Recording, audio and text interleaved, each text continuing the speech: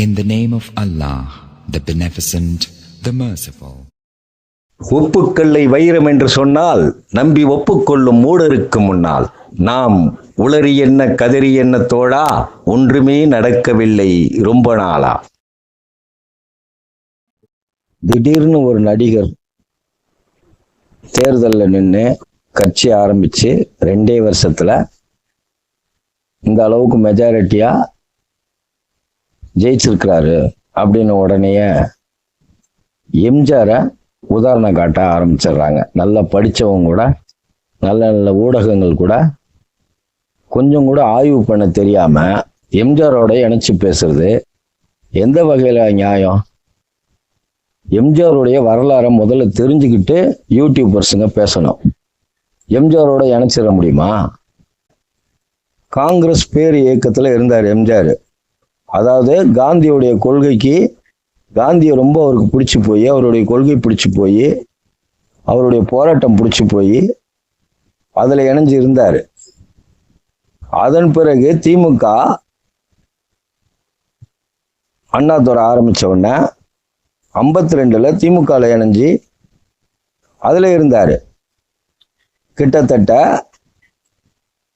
ஒரு பேச்சாளராக, கொள்கை பரப்பு பேச்சாளராக திமுகவை வளர்றதுக்கு அண்ணாதுரைக்கு மிக பேருதவியாக இருந்து பல அரசியல் களங்கள் கண்டவர். 67 அண்ணாதுரை ஜெயிச்சதுக்கு பிறகு அண்ணாதுரை கூட இருந்து, அதன் பிறகு கருணாநிதி தேர்தலில் நின்று அண்ணாதுரை இறந்ததுக்கு அப்புறம் கலைஞர் கூட இருந்து 71ல் தான் அவங்களுக்குள்ள கருத்து வேறுபாடு வந்து எம்ஜிஆர் பிரிஞ்சார். எம்ஜிஆர் பிரிஞ்சு, திமுக விட்டு பிரிஞ்சு 72ல் கட்சி ஆரம்பிச்சாரு.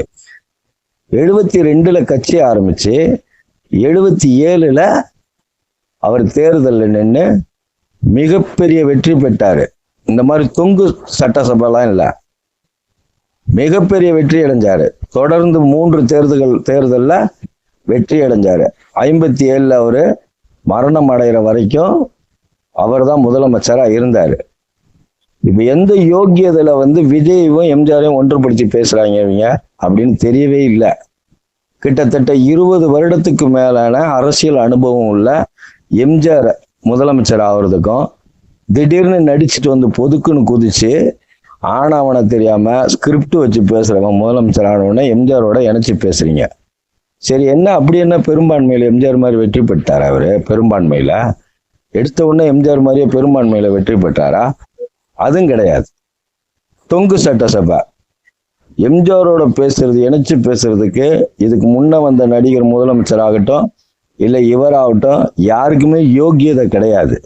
எம்ஜிஆர் அரசியல் கத்துக்கிட்டு பல பெரிய பெரிய தலைவர்களோட இருந்து வந்தவர். இதை முதல்ல புரிஞ்சுக்கிட்டு பேசணும்.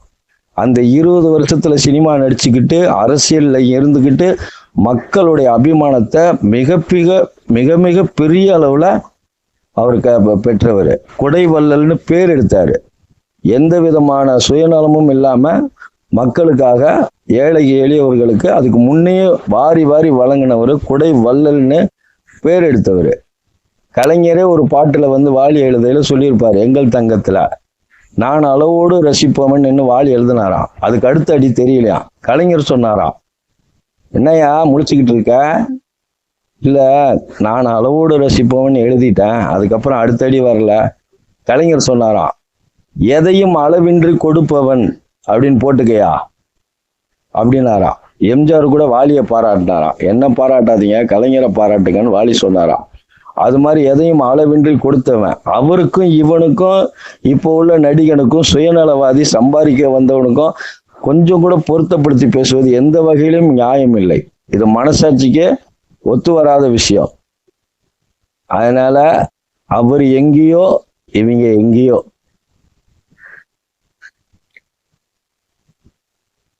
அப்படி பார்த்தா கூட அதிக பெரும்பான்மை இல்லை.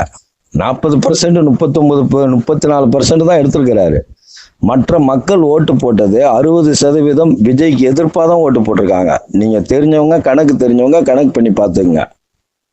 அதிகபட்ச மக்கள் விஜய்க்கு விரோதமாக தான் ஓட்டு போட்டிருக்காங்க. விஜய் ஆதரிச்சு ஓட்டு போட்டிருந்தா 118 வந்திருக்கணும். அப்போ அதிக மக்கள் விஜய்க்கு ஓட்டு போட்டிருக்காங்கன்னு அர்த்தம்.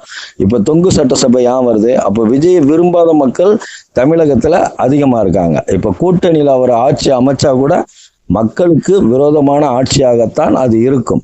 இருந்தாலும் பரவாயில்ல, இவர் ஆட்சி ஆண்டால்தான் விஜய் ஆட்சி அமைச்சு விஜய் முதல்வராக இருந்தாதான் விஜயுடைய முகத்திரை கிழியும். அப்படி இவரை கலைச்சிட்டோம்னா அது ரொம்ப தப்பு. விஜய் தான் முதல்வராக இருக்கணும். அப்பதான் அவருடைய முகத்திரை கிழியும்.